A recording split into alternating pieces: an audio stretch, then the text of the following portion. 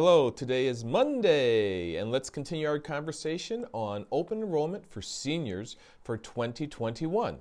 If you recall, there were 5 things that we should consider. The first one was the open enrollment time frame. That was from October 15th, which is starting in just a couple days here, through December 7th. The second one was Medicare Advantage Plans. The third one, which we discussed last week, was prescription drug plans. And today we're going to discuss Medicare Supplement plans or MediGap plans. Now here's the interesting thing. Throughout the year, people are always asking me about their Medicare Supplement plans. Oh, I have this one, I'm not certain about it, blah, blah, blah. I have to wait to open enrollment until I can do something about it, right? Well, no, that's the interesting thing. Medicare Supplement plans are not subject to the traditional open enrollment of October 15th to December 7th. You can enroll in a Medicare Supplement plan at any time during a calendar year. The effective date will always be the first of the next month or the month after they can complete the underwriting process. However, there are 3 opportunities to apply for a Medicare Supplement plan for the 65 and up that are guaranteed issue. The first one is during the initial enrollment period, and that's about 3 months before, during, and 3 months after your birth month. The Medicare Supplement plan is guaranteed issue. The next time you can apply for a guaranteed issue Medicare Supplement is when you are losing your credible coverage after 65. You'll need a letter of credible coverage from the insurance company. It'll state the policy number, the effective date, and the termination date of the plan. And with that termination date, now you can show that you've had insurance and a Medicare Supplement plan will be guaranteed issue.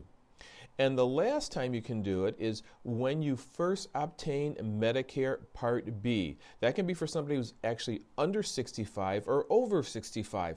At that point in time, you are in a guaranteed issue time frame in which the insurance company cannot reject you. And during these time frames, they won't even ask you the medical questions. The underwriting questions they're going to ask you are your age, your zip code, and maybe your smoking status. So, if you want to apply for a Medicare Supplement plan outside of these guaranteed issue periods, please note that they will be medically underwritten. The questions for your health will be asked. The insurance company can accept you, they can rate you up, or they may even reject you. But we insurance agents have a good feel as to what the insurance companies are going to do, so don't hesitate to give us a call on this issue. Another thing about a Medicare Supplement plan is you want to go with a good, solid national company with at least an A rating or better. These companies do not even publish a provider network because any provider, doctor, hospital, testing, surgical center that accepts Medicare will be in the plans. And it's one reason why they're so popular. You're not constrained to a geographical area. They're very popular with, for example, with snowbirds, people who like to live in one area this time of year and then transport to another area. In the Chicago area, maybe they're going down to Florida to get away from our harsh winters. Now let's talk about the most common types of Medicare supplements there are, the most common plans. The most common plan, a lot of seniors like the Plan F because it's fully comprehensive. Outside of retail prescriptions, it should cover pretty much everything out there. To obtain a Plan F, you had to have been 65 before January 1st of this year. After that time frame, the Plan F has gone away. For people like me who are not 65, I will never have the option for a Plan F. The next fully comprehensive plan available is the Plan G. The difference between a Plan F and a Plan G, the only difference is the deductible of $198, and that's an annual deductible. Now go figure. A lot of times when I tell people it's $198, they go, huh? What? I don't know why they just didn't make it $200, but you know, it's what the politicians decided should be your deductible. So it's $198. Other than that, it is fully comprehensive. The premium on a nationwide basis is about $40 cheaper than the Plan F. So 40 times 12 is $480. Why would you spend $480 to protect a $198 deductible? The math simply doesn't add up. The next most common plan is a Plan N.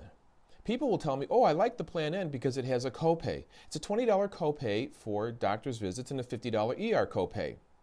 That plan still has the $198 deductible, but mostly what that plan has that you should be very wary about is it does not cover the excess of Medicare Part B. That can be an extremely expensive decision for people who are unhealthy, who find that their claims are not being covered by the excess of Part B. So when you're making a plan selection, review the coverages and plan wisely for your situation. Also remember that a Medicare supplement requires you to have a prescription drug plan, as we discussed last week. So don't forget to add that into the cost. Remember a few weeks ago, we were talking about Medicare Advantage prescription drug plans, and I used the Fram oil commercial analogy, those commercials from the 70s. Their slogan was, pay me now or pay me later. If you bought a good Fram oil filter, it took care of your engine and you just paid the premium for the oil filter. If you didn't, your engine would go bad and you would have to have a rebuilt engine. Well, I want you to apply that same principle to a Medicare supplement. You are paying a premium as things are going now, and outside of maybe the deductible or a copay, or if you have a Plan N, the excess, your claims are going to be covered with a Medicare supplement. So you pay that premium, and when you have claims, you're going to have very little claims to pay. That's why we say, pay me now or pay me later. And that's a big advantage to the Medicare supplement plan. You're not worried about the claims as they are incurred later on in life. And along that line, a lot of times when people get sick, they'll come in and they'll say, you know, I bought this particular plan and I really need this coverage here. If you had told me it was a $40 difference in premium, I would have paid it. That statement happens an awful lot. So when you're making a Medicare supplement plan, and even though it's not subject to the annual open enrollment period, if you're reevaluating your situation now, take that idea into consideration. If you're saving $10 or $20 from one plan to the next that's not providing you the best benefits, is it worth it if you really get sick and you need to have the additional benefits? In other words, let's make wise decisions out there. And of course, you've seen the number in the email on the bottom of the screen. Don't hesitate to give us a call. We'll be happy to review your plans with you.